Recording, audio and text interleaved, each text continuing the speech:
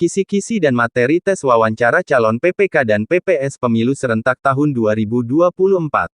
Berdasarkan keputusan KPU nomor 476 tahun 2022, materi seleksi wawancara PPK meliputi 1. Pengetahuan kepemiluan dan penyelenggara teknis. Pada bagian ini penguasaan atau pemahaman tentang pemilu yang berhubungan dengan tugas, wewenang, dan tanggung jawab calon PPK atau PPS. Rekan-rekan bisa lihat dan baca dalam pasal 51, 52, 53 Undang-Undang Nomor 7 Tahun 2017 tentang Pemilu. Selanjutnya ketahui juga tahapan pemilu yang sedang berlangsung, misalnya saat ini KPU dan jajaran sedang melakukan verifikasi faktual keanggotaan partai politik peserta pemilu tahun 2024 atau penelitian syarat dukungan calon perseorangan anggota DPD.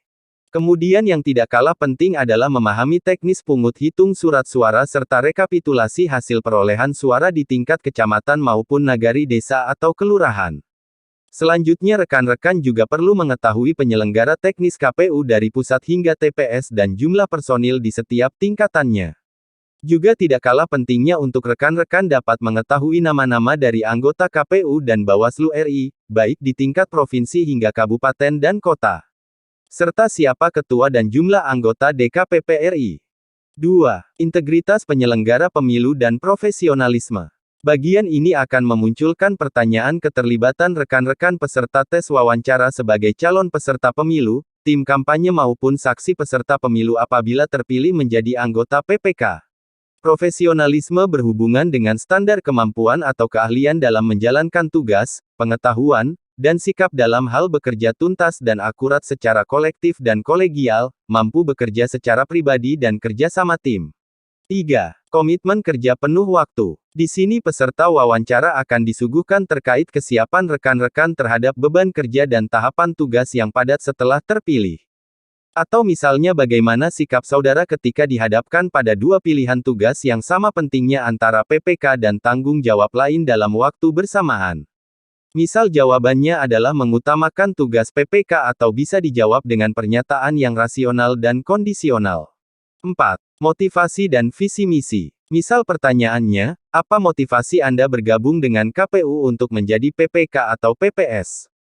Contoh jawabannya untuk mensukseskan pemilu serentak pemilihan presiden dan wakil presiden, pemilihan anggota legislatif maupun calon perseorangan DPD dan lain-lainnya.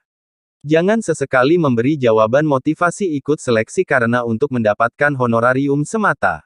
Terkait visi dan misi, visi misalnya rekan-rekan jawab yaitu menciptakan pemilu yang luber dan jurdil berdasarkan peraturan perundang-undangan serta misi semisalnya mewujudkan pemilu yang berintegritas dan berkualitas untuk menghasilkan pemimpin sesuai harapan masyarakat dan cita-cita bangsa Indonesia.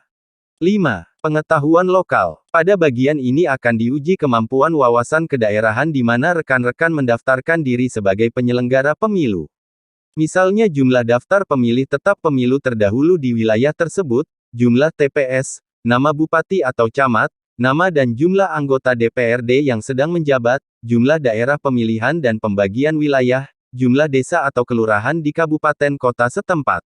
6. Kemampuan IT. Materi ini berkaitan dengan kecakapan peserta tes dalam kemampuan dasar komputer seperti Microsoft Word, Microsoft Excel dan PowerPoint maupun keahlian mengoperasikan internet. 7. Tanggapan dan masukan masyarakat. Bagian terakhir yang sering jadi perhatian terutama bagi yang sudah berpengalaman di penyelenggara pemilu adalah tanggapan masyarakat yang disampaikan kepada tim penguji sebelum wawancara dilaksanakan. Di sini peserta wawancara wajib memberikan keterangan jelas dan terukur untuk sanggahan terhadap laporan yang kurang baik apabila disampaikan dalam forum wawancara. Demikian pembahasan terkait materi wawancara calon peserta PPK dan PPS. Selain yang sudah dibahas di atas, rekan-rekan bisa menambah referensi lain agar penampilan wawancara lebih maksimal. Catatan terakhir dari kesiapan tes adalah datanglah 30 menit sebelum jadwal wawancara dimulai dengan berpakaian rapi dan sopan, atau sesuai ketentuan yang sudah diatur di pengumuman panggilan tes yang sudah ditetapkan. Sukses selalu bagi rekan-rekan yang akan mengikuti seleksi wawancara. Assalamualaikum warahmatullahi wabarakatuh.